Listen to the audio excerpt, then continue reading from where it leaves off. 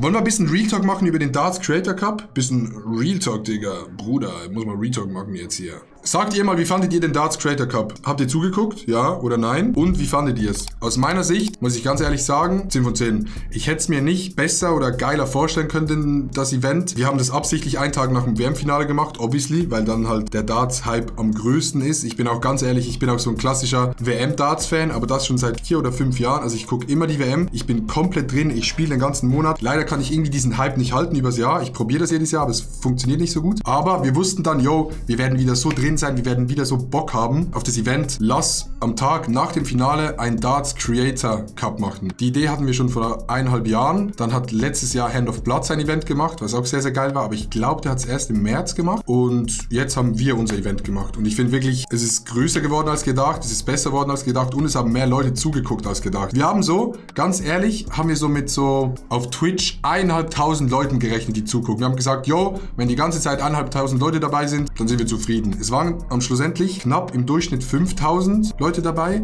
was geisteskrank ist, weil ich absolut nie streame. Irgendwie, ja, war das einfach geil. Hat Spaß gemacht. War sehr unterhaltsam und bei jedem Duell sehr spannend. Absolutes W-Event. 12 von 10, 9,5 von 10, 10 von 10, mega geil. Niveau war, naja, ja, war sehr geil, war mega. 10 von 10 war sehr cool, ja, war geil, aber auf Schweizerdeutsch. Fast die 100.000 Follower erreicht. True.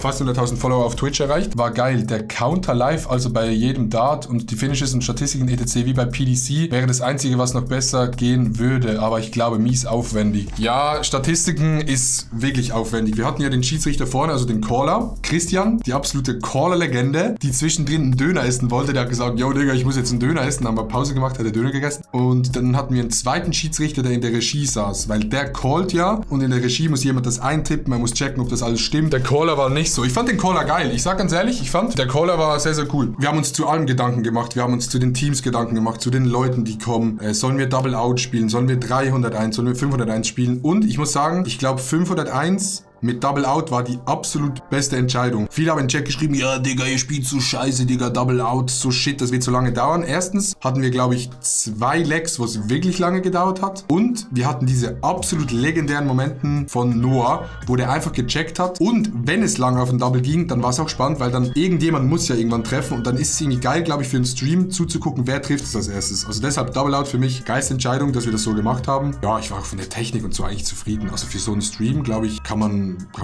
wirklich nichts sagen. Die Technik mit Camps geht natürlich immer besser, aber für die Größe des Events absolut geil. Holt man einen Promi-Caller oder so. Das war ja das erste Event von uns und auch der erste Darts Creator Cup. Digga, wir hatten Sarah dabei, die größte Darts-Influencerin Europas. Wir hatten Andres dabei, der direkt vom Ellipelli aus London kam. Der ist direkt eingeflogen. Der hat bei The Zone die letzten Tage der Darts-WM moderiert, kommentiert. Der hatte richtig viel Wissen dabei. Klar, wenn jetzt irgendwie Marcel Scorpion oder so dabei gewesen wäre, das wäre auch geil gewesen. Wir haben ihn eingeladen. Ich habe ihn sogar beim Boxkampf gesehen und gefragt, ob er Bock hätte dabei zu sein. Er hat dann gesagt, ja, muss mal gucken und so und hat dann sich, glaube ich, nicht mehr gemeldet oder abgesagt, ich weiß nicht mehr. Ist aber auch nicht so schlimm. Nächstes Jahr, Marcel, wir laden dich wieder ein und dann kommst du vorbei. Du hast es jetzt gesehen, wie cool es war. Oder ich hoffe, du fandest es cool. Da kannst du nächstes Jahr dabei sein. Er hat in den Chat reingeschrieben, dass er keine Zeit hatte. Ach so. Ja, aber voll geil, dass er im Chat war. Ey, an dieser Stelle Kuss geht raus an Marcel Scorpion. Finde ich richtig geil, dass er kurz reingeguckt hat, wirklich. Finde ich richtig geil. Weil Marcel Scorpion ist auch für mich so absolute Legende im deutschen YouTube- und Dingsbums-Bereich. Eine absolute Social-Media-Legende, aber auch irgendwie in Darts. Habe ich dann immer gerne geguckt. Ich mag Marcel Scorpion. Ich gönne ihm alles. Leute waren geil, die wir eingeladen haben. Kommentatoren waren geil. Vince, der Moderator, fand ich absolut geil. Das war ein Homie von Paul, der hat beim Radio moderiert und der macht auch Social Media. Wir wollten nicht irgendwie so einen Moderator haben, der von außerhalb kommt, sondern irgendjemand, der Social Media macht, der Bock drauf hat. Das muss jetzt auch nicht ein durchtrainierter Kai Pflaume, der alles perfekt macht, sein, sondern Vince hat das meiner Meinung nach komplett perfekt gemacht. Er war ein bisschen nervös, hat sich auch relativ viel dann doch noch vorbereitet, aber ich fand so, wie er es gemacht hat, perfekt. Location war cool. Ich fand die Dauer des Streams, so 7 Stunden waren cool. Der Modus war cool, weil wir hatten halt so ein bisschen die Angst, ja, dann laden wir Leute ein und die scheiden dann schon nach 2, 3 Spielen aus, was voll shit ist für die, dann kommen die extra dorthin, scheiden aus, aber hat irgendwie relativ gut geklappt mit diesem System. Und meine größte Angst tatsächlich war, und das ist auch so das einzige Ding, was du nicht irgendwie absichern oder berechnen kannst, dass die Leute sich erstens verstehen und zweitens Bock darauf haben, weil es kann sein, dass Leute sagen, ja, Event, okay, ich komme vorbei, ich hab Bock und dann sind die da und dann checken die erst, wie Darts funktioniert oder was wir da ganz genau machen und haben dann absolut keinen Bock darauf. Das das hätte passieren können.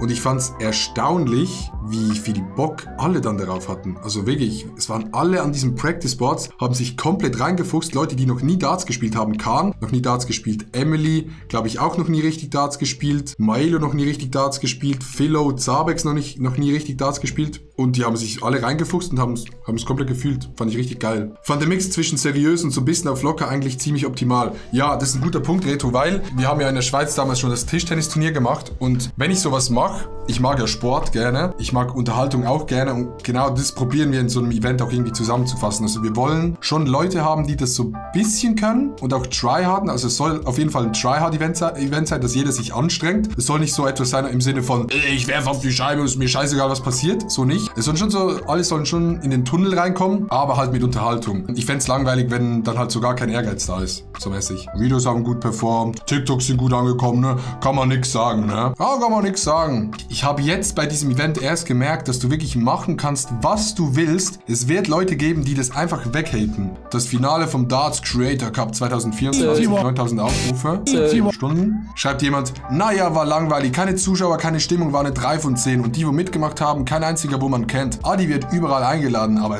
er selber ladet No-Name-Leute ein, wo man nicht kennt. Das war so ein Kommentar. Oh ja, dieser Kommentar hier. Klexor, das beste Lag vom Darts Creator Cup 2024. Besser als die Profis. Nur mal den Unterschied zu den Profis zu zeigen. Hier wurde das Lag mit 26 Darts beendet. Das entspricht einem Average von 57,81 Punkten pro Aufnahme. Was, by the way, für Amateurspieler wie uns relativ gut ist. Ein 57er Average. Der hat sich so krass in sein eigenes Bein geschossen mit diesem Kommentar. Digga, Leute, die nicht viel Darts spielen, ein 57er Average ist echt stark. No joke. Ich spiele das sehr, sehr selten. Und wir haben das in der ganzen Gruppe haben wir einen 57er Average gespielt. Hallo, zum Vergleich einfach mal. Florian Hempel, aktuelle Nummer 60 der Welt. Erster 2024. Hat in seiner Karriere ein Average von 90,13 Punkten pro Aufnahme.